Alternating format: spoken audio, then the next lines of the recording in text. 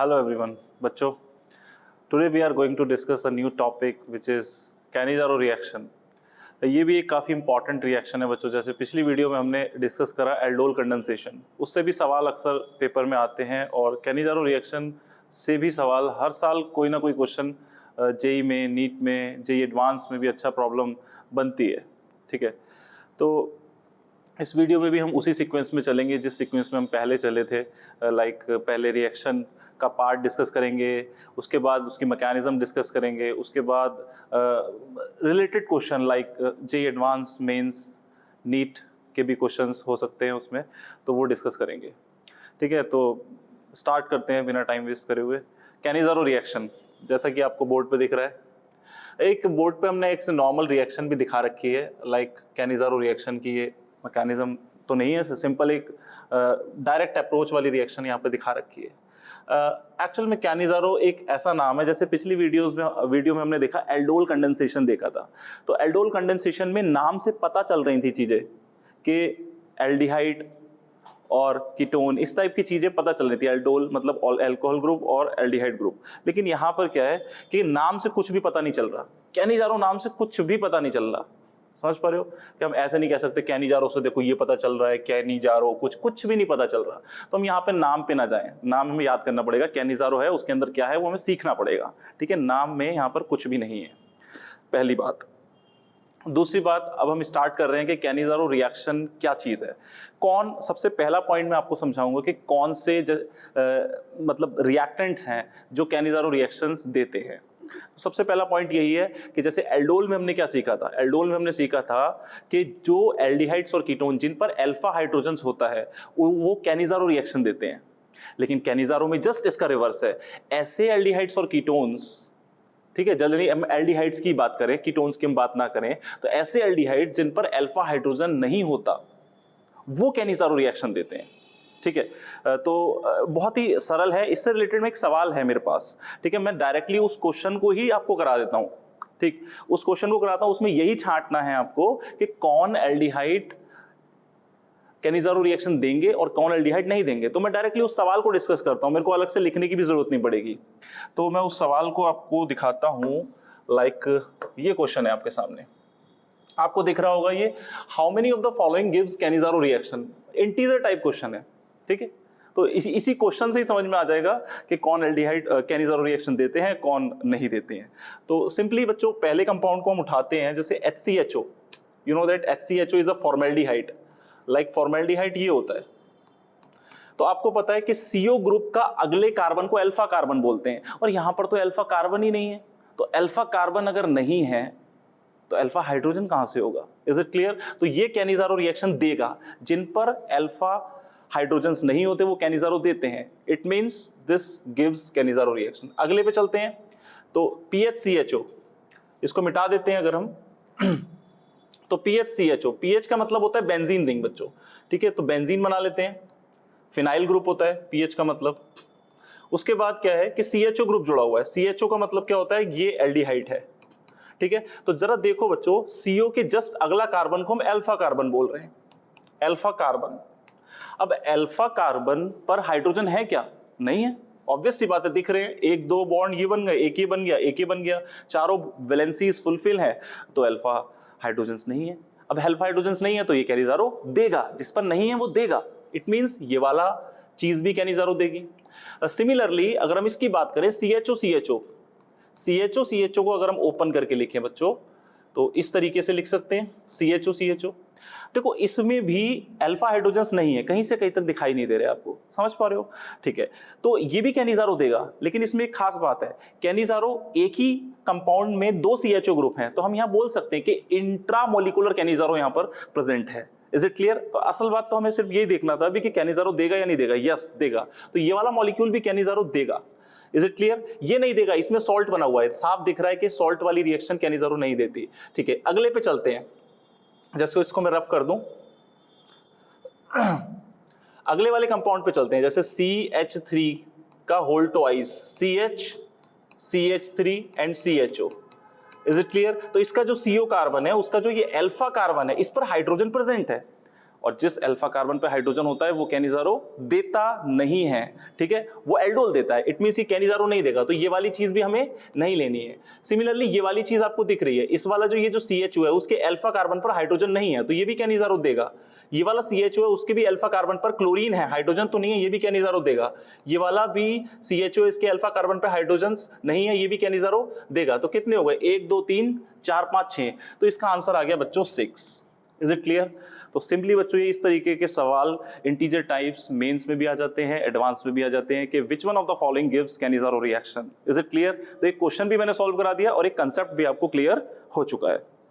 Okay, अब next पे चलते हैं। नेक्स्ट आता है सबसे बच्चों इसमें mechanism. Mechanism is very important in this reaction. Is it clear? तो हम मैकेनिज्म समझते हैं। तो मैकेनिज्म बच्चों बस 2 स्टेप की मैकेनिज्म है, छोटी सी मैकेनिज्म है, ध्यान से समझ लो इसको। तो हम कोई एक एल्डिहाइड लेते हैं बच्चों, HCHO, इस वाले एल्डिहाइड पर हम मैकेनिज्म समझा रहे हैं। ध्यान समझो, सबसे इंपॉर्टेंट बात क्या है कि जो कैनिजारो रिएक्शन है वो भी बेस की प्रेजेंस में होती है, और एल्डोल कंडेंसेशन जो हम इससे प्रीवियस वीडियो में पढ़े थे वो भी बेस की प्रेजेंस में होती है। लेकिन फर्क क्या है, दोनों ही बेस की प्रेजेंस में होती है, फर्क है डाइल्यूशन का। जो पिछली वाली रिएक्शन थी उसमें जो बेस लिया गया था वो डाइल्यूटेड बेस था, यहां पर जो बेस लिया जाएगा वो 50% मतलब 50% कॉन्सेंट्रेटेड होगा, मतलब कॉन्सेंट्रेटेड बेस लिया जाएगा। Is it clear? इतना सा फर्क है, लिया यहां पर भी बेस जाएगा। Is it clear? तो यहां पर भी हम क्या कर रहे हैं, एक बेस ले रहे हैं। बेस मतलब OH माइनस ले लिया हमने। Is it clear? बहुत बढ़िया। तो you know that oxygen is more electronegative than carbon, so that oxygen carry partial negative charge and carbon carry partial positive charge. Is it clear? और आपको पता है this OH minus base is act as a nucleophile as well as base. ये दो तरीके से behave कर सकता है। तो here it behave as a nucleophile, not a base. समझ पा रहे हो? यही फर्क है बच्चों। एल्डोल में क्या काम करा था, उसने बेस लिया था, जो हमने वो बेस ने पहले अल्फा हाइड्रोजन्स को चुराया था और एनाइन बनाया था। मैं कंपैरेटिव स्टडी भी बता रहा हूं बच्चों हर एक रिएक्शन में, ठीक। यहां पर जो बेस है ये न्यूक्लियोफाइल का काम करेगा, तो this will attack over here so that due to electromagnetic effect this will open like this, oxygen carry partial negative charge. Clear? बहुत बढ़िया। तो फर्स्ट स्टेप का जो प्रोडक्ट लिखते हैं हम ये है, CO पे नेगेटिव आ गया और OH जुड़ा यहां पर और H ये है, ठीक। यहां तक पहला स्टेप क्लियर हो गया। अब पहले स्टेप के बाद दोबारा से सेम रिएक्टेंट लेंगे HCHO। वेरी गुड, HCHO लेंगे। पहला स्टेप क्या है, फास्ट स्टेप है, because attacking of the reagent is a fast step और इक्विलिब्रियम स्टेप है। वो मैं डिटेल जो छोटे छोटे पॉइंट है वो स्किप कर रहा हूं, ठीक है, आपको मैकेनिज्म समझा रहा हूं। तो यहां पर हम दोबारा से HCHO ले रहे हैं बच्चों। अब दोबारा से होगा क्या, होगा ये बच्चों कि ये जो नेगेटिव चार्ज बना है ये बैक डोनेट होके यहां पर जाएगा, बैक बॉन्डिंग करेगा, और बैक बॉन्डिंग जैसे ही करेगा तो ये जो हाइड्राइड है H माइनस ये निकलने के बाद यहां पर अटैक करेगा। सो दैट इस स्टेप को हम एक नाम देते हैं, इस स्टेप को हम क्या नाम देते हैं कि इंटरमोलिकुलर हाइड्राइड ट्रांसफर स्टेप। इस स्टेप का नाम है इंटरमोलिकुलर हाइड्राइड ट्रांसफर स्टेप। तो हाइड्राइड ने यहां पे ट्रांसफर करके इस C पे अटैक करा दोबारा से, बिकॉज ये पार्शियल नेगेटिव और ये पार्शियल पॉजिटिव है। अब जरा देखो, हमने यहां पे लिखते हैं HC, जब ये बैक डोनेट होगा तो बैक डोनेट होके फिर से डबल बॉन्ड बन जाएगा और ये OH ऊपर लगा ही हुआ है, बहुत बढ़िया। और प्लस यहां पर H माइनस जाके अटैक करेगा तो HCHO माइनस, ये इस तरीके से ओपन हो गया, बहुत बढ़िया। यहां तक इज इट क्लियर सबको? बहुत बढ़िया। अब जरा देखो इस रिएक्शन के बाद जो प्रोडक्ट बने हैं, ये जो दो प्रोडक्ट बने हैं, ये लास्ट स्टेप चल रहा है बस मैकेनिज्म का। बताओ बच्चों कि ये क्या चीज है, ये एक एसिड है। ये क्या है बच्चों, एक कार्बोक्सिलिक एसिड है, और ये पता है ये एक एल्कोक्साइड बेस है। ओके, अब जो ये प्रोडक्ट बने हैं ये एक एसिड बेस प्रोडक्ट बन गए, and acid base reaction is very fast reaction. तो अब ये एसिड बेस रिएक्शन कर लेंगे, तो this H will transfer over here. Is it clear? तो ये क्या बन जाएगा, HCO minus plus HCH and OH, ये बन गया। This is the final answer. अब इसमें पता है ऑब्जर्व करने वाली बहुत सारी चीजें हैं। क्या ऑब्जर्व करेंगे, जरा ध्यान से देखो। सबसे पहले हमने एक एल्डिहाइड लिया, और जो एल्डिहाइड था जो कैनिजारो रिएक्शन दे रहा था उसका एक बार तो क्या हो गया बच्चों, ऑक्सीडेशन। देखो कार्बोक्सिलिक एसिड का सॉल्ट बन गया। दूसरा क्या है, एक अल्कोहल बन गया। ठीक है, तो रिडक्शन भी हो गया। मतलब एक ही कंपाउंड में एक ही एलिमेंट लाइक कार्बन का ऑक्सीडेशन और रिडक्शन दोनों हो रहा है। समझ पा रहे हो? जब दोनों चीजें हो रही हैं तो it is a disproportionation reaction. तो Cannizzaro reaction is a disproportionation reaction. समझ गए बच्चों? तो this is the whole mechanism. ठीक, तो एक बार मैं फिर से जल्दी से समझा देता हूं कि पहले स्टेप में क्या हुआ, न्यूक्लियोफाइल ने अटैक करा, इजी स्टेप। अगर इस तरीके से खुल गया और इस तरीके से खुलने के बाद हमने क्या करा, एक दोबारा से एल्डिहाइड लिया, उसमें क्या है ये O नेगेटिव ने बैक डोनेशन करा और बैक डोनेशन के बाद ये हाइड्राइड ट्रांसफर हुआ और ये प्रोडक्ट बने। और ये प्रोडक्ट बनने के बाद ये जो एसिड बेस रिएक्शन है उसने अपना H ट्रांसफर कर दिया दूसरे को और ये अपने फाइनल आंसर हो गए। तो ये सिंपल सी मैकेनिज्म थी किसकी, कैनिज़ारो रिएक्शन की। अब बात आती है कि क्वेश्चन के अंदर हम मैकेनिज्म करते रहेंगे, जो शॉर्ट ट्रिक तो बतानी है आपको, इज इट क्लियर? लेकिन शॉर्ट ट्रिक के पीछे आप मैकेनिज्म की लिख के प्रैक्टिस जब करते हो तब आपका रियल फील आता है कंसेप्ट का। समझ पा रहे हो? बहुत बढ़िया। तो अब हम चलते हैं क्वेश्चंस पे। तो क्वेश्चन अगर हम पहला लें तो एक क्वेश्चन तो देखो ये इजी सा लग रहा है, इसी को सॉल्व कर लेते हैं। इजी क्वेश्चन पहले सॉल्व कर रखे हैं। देखो क्या बोला है, कहां आ रखा है, ये 2013 में आ रखा है, जेईई मेन में आ रखा है। ठीक है, Cannizzaro reaction is not given by, अभी तो बताया था कौन कैनिज़ारो रिएक्शन देते हैं, जिन पर अल्फा हाइड्रोजन नहीं होता है। कौन कैनिज़ारो रिएक्शन देते नहीं है, जिन पर अल्फा हाइड्रोजन होता है। तो हमें पूछा है कौन नहीं देते, तो हमें चेक करना है किस पर अल्फा हाइड्रोजन है। अभी समझाया था प्रीवियस क्वेश्चन में, यही वाला मॉलिक्यूल था, इस पर तो अल्फा हाइड्रोजन नहीं है, ये कैनिज़ारो देगा। बहुत बढ़िया। इसके CHO के अगले कार्बन पर हाइड्रोजन नहीं है, ये भी कैनिज़ारो देगा। इसके CHO के अगले कार्बन पर हाइड्रोजन है, ये कैनिज़ारो नहीं देगा। तो answer will B third. Easy हो गया। ठीक है, कंसेप्ट भी सिखाया, कंसेप्ट के बाद 2 क्वेश्चन भी करा दिए, एक इंटीजर टाइप और एक जेईई मेन का क्वेश्चन। ऐसे ही क्वेश्चन आते हैं, भारी नहीं आते हैं। अगले क्वेश्चन पे चलते हैं। अगला क्वेश्चन इजी लेते हैं, ये वाला लेते हैं। ठीक है, ये भी आपका जेईई मेन 2022 का क्वेश्चन है। अब देखो ये एक बहुत ही बढ़िया क्वेश्चन है, बिना मैकेनिज्म के इस क्वेश्चन को सॉल्व नहीं कर पाएंगे। जिसको मैकेनिज्म नहीं आती, कुछ क्वेश्चंस में मैकेनिज्म का यूज होता है, तो इस क्वेश्चन में मैकेनिज्म का यूज है। अगर मैकेनिज्म नहीं आती होगी तो ये क्वेश्चन कहीं ना कहीं सिली मिस्टेक से गलत हो जाएगा। और मैं बार बार कहता हूं सिली मिस्टेक करते हैं बच्चे। ठीक है, तो अब हम करते हैं। तो सबसे पहले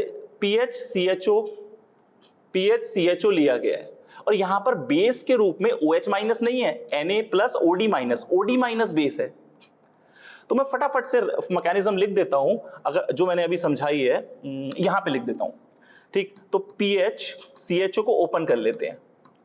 अब OH माइनस अटैक नहीं कर रहा है, OD माइनस अटैक कर रहा है, OD माइनस। तो OD माइनस ने अटैक करा, ये इस तरीके से खुल गया। तो फर्स्ट स्टेप में फटाफट क्या आ गया बच्चों, PHO, O माइनस तो ऐसे ही हो गया और H पर क्या जुड़ गया, OD जुड़ गया। फटाफट से दोबारा से वही वाला मॉलिक्यूल ले लो, PHCHO ले लो। तो ये बैक डोनेशन करेगा, अभी समझाया था, और ये हाइड्राइड यहां पर ट्रांसफर हो जाएगा। बहुत बढ़िया। तो जरा देखो क्या प्रोडक्ट बना। मैं इस वाली चीज को यहां लिख देता हूं, थोड़ा सा स्मॉल कर लेते हैं इसको। ठीक है, थोड़ा सा स्मॉल कर लेते हैं। बहुत बढ़िया। तो ये प्रोडक्ट यहीं पे लिखते हैं आगे। तो बैक डोनेशन हुआ तो PHC double bond O and OD ये बना और प्लस H माइनस यहां पर गया, PHCO माइनस बना होगा यहां पे, ये ओपन होके, और H पर यहां एक और H आ गया। फिर से वही मैंने बोला था acid base reaction take place, तो एसिड में अब H है, H इधर जाएगा तो आंसर विल PHCH2OD, H के रूप में अब OD आ रहा है, प्लस PHCOO माइनस। अब सर्च करो कि ये ऑप्शन कौन से में है, मैंने तो ऑप्शन देखे ही नहीं है, आप सर्च करो। देखो PHCH2OD कौन से में है भाई, आपको एक तो ऑप्शन दे ही रखा है, ए पूछा है, OD किस में आ रहा है, OD एक तो इसमें आ रहा है, लेकिन यहां पर एक्स्ट्रा D आ रहा है, ऑप्शन नहीं लेंगे। ध्यान से करना होता है question. PHCH2OD, first answer is correct. बताओ समझ में आया? ये एक अच्छा क्वेश्चन था क्योंकि इसमें मैकेनिज्म का इस्तेमाल हुआ। तो मैं इसलिए कहता हूं mechanism as well as trick both are necessary. समझ पा रहे हो? This is a real study. Okay, तो ये क्वेश्चन बहुत सिंपल था, करा दिया, जेईई मेन 2022 का था। अगले क्वेश्चन पे चलते हैं बिना टाइम वेस्ट करे हुए। ठीक है, और कौन सा क्वेश्चन है, 2 हमने डिस्कस कर दिए हैं। एक मैं क्वेश्चन लेता हूं, बढ़िया सा क्वेश्चन कोई, यहां तो खत्म हो गया, ये हो गया, ये वाला ले लेते हैं। ठीक है, अब यहाँ पर एक और बात सीखोगे, देखो भाई हर एक क्वेश्चन यहाँ पे ना एक मतलब रिसर्च के थ्रू लिया जाता है। ये नहीं है कि मेरे को 10 क्वेश्चन सॉल्व कराने हैं यहाँ पे और अपने आप को हीरो साबित करना है, नहीं ये नहीं करना है। यहाँ पे सिखाना है कि हर क्वेश्चन से एक कंसेप्ट आपके थ्रू आपके माइंड में जाए। तो इसमें देखो एक नया कंसेप्ट है, कैनिज़ारो का एक डिफरेंट कंसेप्ट है। यहाँ पर पूछा है मोर रिएक्टिव, यहाँ पर क्या पूछा है, मोर रिएक्टिव कौन है कैनिज़ारो रिएक्शन के लिए। अब रिएक्टिविटी कैसे चेक करते हैं, रिएक्टिविटी कैसे चेक करते हैं, रिएक्टिविटी चेक करने के लिए माइंड लगाओ। माइंड क्या लगाओ कि इस फर्स्ट स्टेप में क्या करा था, न्यूक्लियोफाइल का अटैक करा था, तो न्यूक्लियोफाइल का अटैक किस पे इजीली हो जाएगा, समझ पा रहे हो। तो क्या है, किस पर इजीली होता है, तो मैं आपको लिख देता हूं, rate of Cannizzaro reaction is directly proportional to -I and -M effect. समझ पा रहे हो कैसे, देखो इसको भी याद नहीं करना होता है। -I और -M कैसे, -I और -M क्या काम करते हैं, -I एंड -M ये करते हैं कि इलेक्ट्रॉन को अपनी तरफ खींचते हैं। इलेक्ट्रॉन को अपनी तरफ खींचते हैं तो जो कार्बोनिल कार्बन है उस पर पॉजिटिव चार्ज बढ़ता है, और जब पॉजिटिव चार्ज बढ़ता है तो न्यूक्लियोफाइल जल्दी अटैक करता है, और न्यूक्लियोफाइल जल्दी अटैक करेगा तो rate of reaction will enhance. समझ पा रहे हो, बहुत बढ़िया। तो रेट ऑफ रिएक्शन बढ़ेगा। अब बस ये चेक कर लो कि कौन सा ग्रुप -I और -M इफेक्ट शो कर रहा है, वही अपना आंसर है। बहुत बढ़िया, तो ये कंसेप्ट भी सीख गए। भाई +I शो कर रहा है, ये नहीं लेंगे, इसमें तो कोई इफेक्ट ही नहीं है। OCH3 पे लोन पेयर्स होते हैं तो ये +M इफेक्ट शो करता है, बहुत बढ़िया। NO2 ग्रुप -M शो करता है, तो कौन सा ऑप्शन आ गया बच्चों, -M इफेक्ट शो करने वाला आंसर आ चुका है। बताओ ये क्वेश्चन इजीली समझ में आ गया, बहुत बढ़िया। अगले क्वेश्चन पे चलते हैं, फटाफट इस रिएक्शन को खत्म करते हैं जल्दी जल्दी क्वेश्चन डिस्कस करके। तो अपने ने ये भी सॉल्व कर लिया। हाँ, अब जेईई एडवांस का एक क्वेश्चन लेते हैं। देखो जेईई एडवांस 2003 का क्वेश्चन है ये, इसको सॉल्व करते हैं। भारी नहीं है, जो सिखाया उससे ही होगा हर कुछ। तो देखो यहां पर आपने पहले तो कंडीशन चेक करनी होती है। भाई NaOH है और एल्डिहाइड्स आपको दिखाई दे रहे हैं, और एल्डिहाइड्स में कहीं भी अल्फा हाइड्रोजन नहीं है। इज इट क्लियर, बहुत बढ़िया।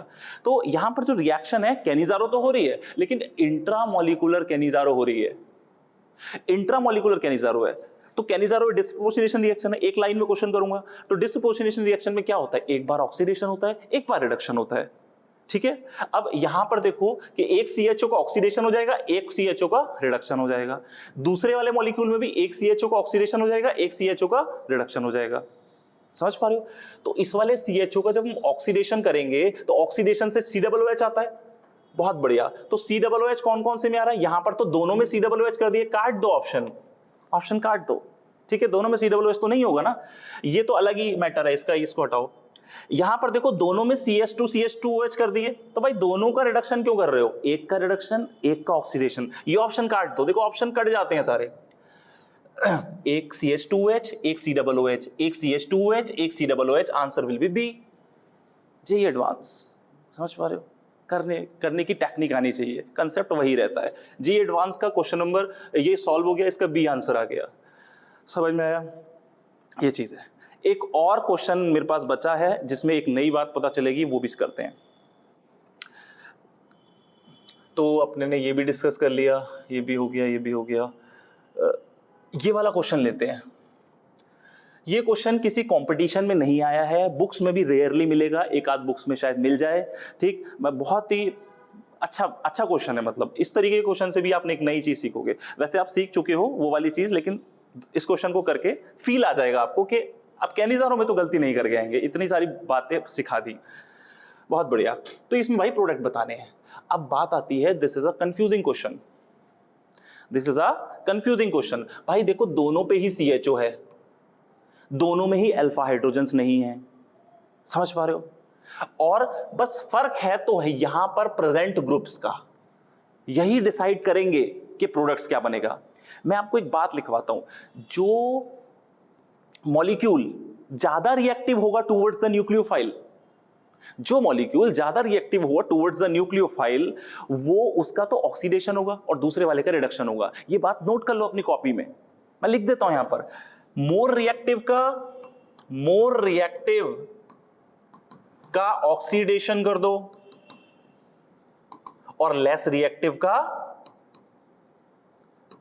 लेस रिएक्टिव का रिडक्शन कर दो, लेस रिएक्टिव का रिडक्शन कर दो। ये बात आप कॉपी में लिख लो, ठीक है।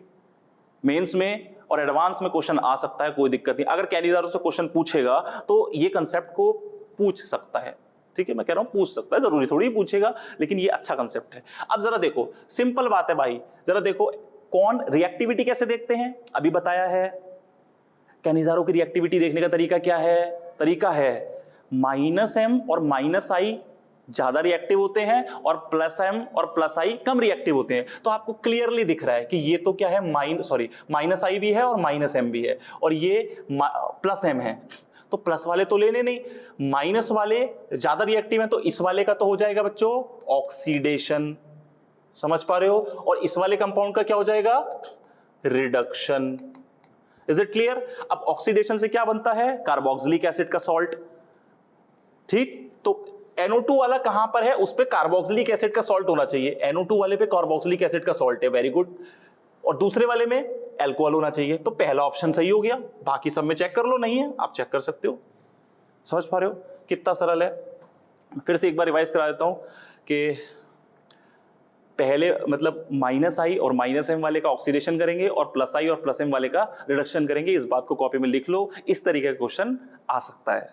समझ में आ गया? बहुत इजी क्वेश्चन था, बहुत अच्छी रिएक्शन है। देखो कितनी जल्दी क्वेश्चन सॉल्व कर रहा हूं मैं, टाइम भी नहीं ले रहा, ठीक।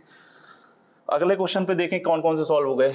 ये भी हो गया, ये भी हो गया, ये भी हो गया, डन डन डन, ठीक है। मैंने बच्चों सारे क्वेश्चन सॉल्व कर दिए, मतलब इतने जितने भी क्वेश्चन सॉल्व करें, each and every question has a concept. ये नहीं है कि बस सॉल्व कर रहे हैं, सॉल्व करने नहीं आया हम, फिर मैं बता रहा हूं each and every question has concept. Clear? तो मैंने सारे कंसेप्ट डिस्कस कर दिए हैं। फिर भी एक दो कंसेप्ट जैसे मतलब जैसे केमिकल काइनेटिक्स में ऑर्डर ऑफ रिएक्शन में बता दूं तो इस कैनिजारो रिएक्शन का ऑर्डर ऑफ रिएक्शन बच्चों 3 होता है, ठीक। किसी किसी केस में 4 भी हो जाता है। तो ये एक डीपली बातें हैं, ठीक है, ये एक डीपली बातें हैं। तो डीपली बातों के लिए फिर और डीपली वीडियो बनानी पड़ती है, तो मतलब इससे आपका जेईई मेंस का काम चल जाएगा, ठीक है। तो कैनिजारो रिएक्शन मैंने पूरी एक्सप्लेन कर दी है। Is it clear? तो 2 रिएक्शन हम अभी तक एक्सप्लेन कर चुके हैं, एक प्रीवियस वीडियो में एल्डोल कंडेंसेशन, एक कैनिजारो रिएक्शन। अगले वीडियो में भी हम किसी न किसी नेम रिएक्शन के साथ आएंगे या फिर कोई रिएजेंट लेके आएंगे। मैं सोच रहा हूँ कि ग्रिग्नार्ड रिएजेंट नेक्स्ट वीडियो में पढ़ा दूं। Is it clear? तो ग्रिग्नार्ड रिएजेंट की वीडियोस आएंगी, उस पे डिटेल वीडियो बनाएंगे हम। Is it clear?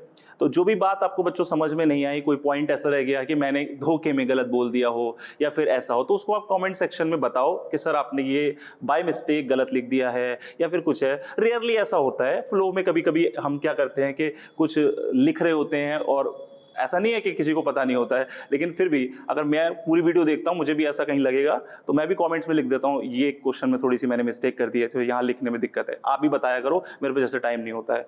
ठीक है बच्चों, नेक्स्ट वीडियो में मिलते हैं। Thank you for watching.